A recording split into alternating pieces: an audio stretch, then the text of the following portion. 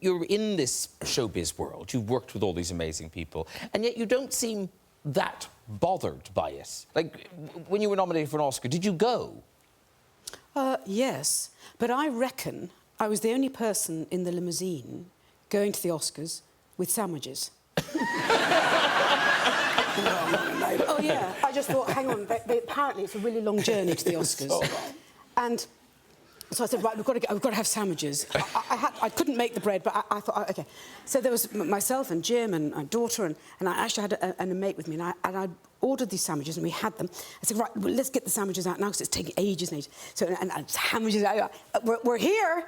Sorry? and I was oh, ham in my teeth, check my teeth. So, but we weren't hungry, and I had a bag full of snacks. So, yeah, I went there and just, you know, I thought, oh, God, how English of me, just to go and think, what about the food? And my daughter was, you know, she was 11 at the time, so I said, I can't have her hungry. I can't have her sitting there starving. And, well, she went with you? Yeah, she did. It was lovely. It was absolutely great. And that's one of the things, once it's somebody else's name called out, you then kind of rewrite history, and you kind of thought, oh, well, of course, I was never going to win. It was always going to be them. But a bit of you has to think, well, somebody's got to win it. Yeah. It might be me. Yeah. Well, I sort of knew that it would... you don't literally know when it was, you know, you've got an Oscar, I'm not bitter.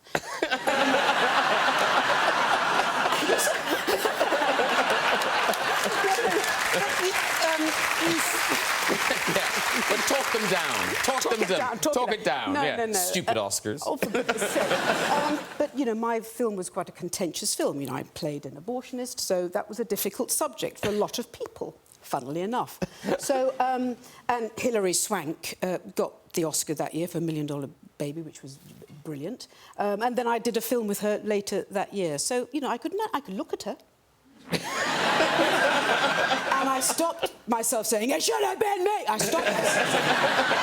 So, you know, it's, you know, for all of us, it's about the work. There's a real unspoken anger, though, that you are not talking about. And I will tell you 2 quick stories, if I may. Oh, please. Thank you very much. Who was the first one that said, I think Jack Nicholson said to me, he said, Cubie, because I did a movie with a lot of actors that I grew up idolizing, and then sharing the screen with them. You're like, whatever they say, you hang on every word. He said, Cubie, when you're nominated, you're hot until that award show. When you win, you're hot for 1 year. And that's it. That's it in Hollywood. Because the next year, you're replaced by the next winner, and then they get that kind of calling card. Yeah. But here's what happened with my standing ovation. Now, listen, I'm not taking away from it. You know, my brother lost his shit out there. We know that. But you have a room like this room of audience here, and everybody here is nominated. So everybody, yes, the picture. Go ahead, you bad boy.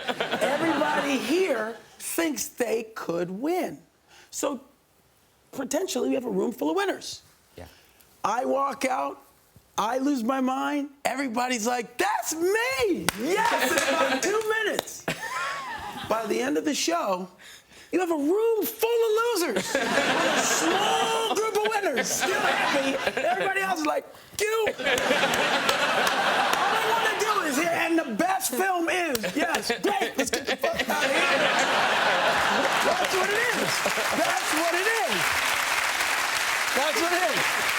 That's why you see everybody puts up with everything in that first half hour of the show. That third hour, people are hungry. Yeah. Not me. Not me. I might be a loser, but I'm full.